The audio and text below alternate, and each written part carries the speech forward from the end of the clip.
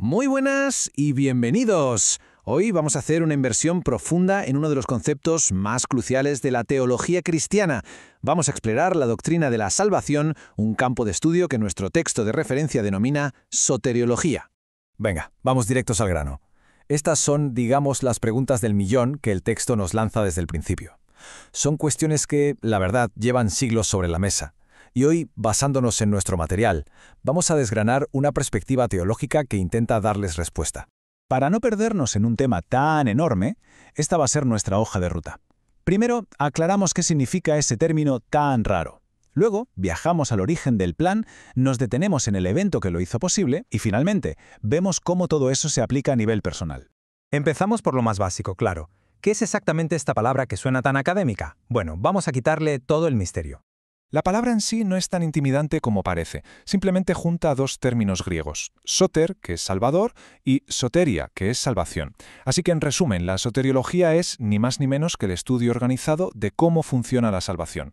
Y ojo, porque aquí viene un giro fundamental que propone el texto. Muchas veces cuando se habla de salvación todo gira en torno al ser humano, pero la fuente que estamos analizando argumenta que el propósito último, el principal, es en realidad teológico, manifestar la gloria de Dios. Pasamos a la siguiente sección y aquí es donde la narrativa se pone cósmica. Y es que según el texto, esta historia no empieza en nuestro mundo, sino muchísimo antes de que el tiempo existiera. El punto clave aquí es este. Desde la perspectiva que analizamos, la salvación no fue una especie de plan B improvisado porque algo salió mal. No, se presenta como un plan meditado, un decreto soberano que Dios estableció antes de la mismísima creación del universo. Y para entender este plan, la fuente hace una distinción muy importante entre dos tipos de gracia. Por un lado está la gracia común, esa bondad general que vemos en la creación, el sol que sale para todos, la lluvia, pero luego está la gracia especial, que es distinta. Es la gracia que interviene para salvar y que va dirigida específicamente a quienes el texto llama los elegidos. Y esto nos lleva a uno de los puntos teológicos más complejos, sin duda. La doctrina de la elección. El texto la describe como una decisión soberana de Dios que no se basa en nada que esa persona haya hecho o vaya a hacer. Y claro, también se menciona que si hay elegidos, por lógica hay no elegidos. Una doctrina que el propio texto admite que es difícil de asimilar. Lo fundamental de esta sección es que el plan se presenta como una iniciativa que parte enteramente de Dios, mucho antes de la historia humana. Muy bien, ya hemos visto el plan eterno. Ahora vamos a aterrizar en el momento en que ese plan irrumpe en nuestra historia, en el evento clave, la obra de Cristo. La palabra clave para entender esta parte es expiación. El texto la define básicamente como el acto de saldar una deuda, de limpiar una culpa a través de un sacrificio. Este concepto es la pieza central para comprender qué ocurrió en la cruz según esta doctrina. La fuente nos dice que la expiación tiene como 5 caras, 5 aspectos que están conectados. El primero es el sacrificio. Esto se refiere a la idea de que Cristo actúa como un sustituto, recibiendo el castigo que, en teoría, correspondía a otros. El segundo aspecto es la propiciación. Es una palabra un poco más técnica, pero según el texto significa que se satisface la justicia de Dios, su ira contra el pecado.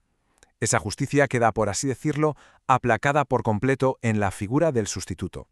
En tercer lugar, la reconciliación. Este punto es más relacional. Tiene que ver con reparar la relación rota entre la humanidad y Dios. Se trata de restaurar la paz gracias a lo que hizo Cristo. La cuarta faceta es la redención. Aquí la imagen es la de un rescate. Es como pagar un precio para liberar a alguien que está prisionero. En este caso, prisionero del pecado. Y el último punto de esta sección es la conquista. Según esta visión, la cruz no es solo un acto de sufrimiento, es una victoria total y definitiva sobre el pecado, la muerte y el mal. En definitiva, la expiación se nos presenta como un acto con múltiples facetas que soluciona el problema del pecado desde todos los ángulos posibles, el legal, el relacional y el cósmico. Hasta ahora hemos hablado en términos muy grandes, cósmicos, históricos. Pero, ¿cómo aterriza todo esto en la vida de una persona de hoy? Esa es la gran pregunta de nuestra última sección. Para responder a esa pregunta, el texto nos presenta un concepto llamado el Ordo Salutis, una expresión en latín que se traduce como orden de la salvación. Y no se trata tanto de una cronología de reloj, sino más bien de una secuencia lógica de los pasos que se dan en la salvación de un individuo. Y aquí tenemos ese orden desglosado. Todo arranca en la eternidad, con la elección. De ahí se pasa al llamamiento eficaz de Dios, que a su vez provoca una conversión, o sea, fe y arrepentimiento. Esto lleva a un nuevo estatus legal, la justificación y la adopción. Después empieza la santificación, que es un proceso para toda la vida y que se mantiene por la perseverancia. Y todo termina al final del camino en la glorificación.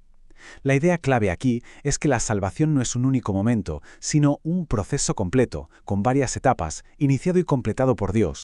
Al final, toda esta teología, que puede parecer muy abstracta, a menudo se resume en expresiones de fe muy personales y emotivas. El texto pone como ejemplo este himno tan conocido, Sublime Gracia, que es como un resumen poético de todo este viaje, de estar perdido a ser encontrado, de la ceguera a poder ver. Y con esto cerramos nuestro análisis de hoy. Hemos hecho un viaje que empezó antes de que el mundo fuera mundo y que termina en el destino final de la persona creyente. La pregunta que nos deja el texto para reflexionar es potente. Si la historia de la salvación es así de grande, ¿cómo cambia eso la forma de ver nuestra propia historia personal? Gracias por habernos acompañado.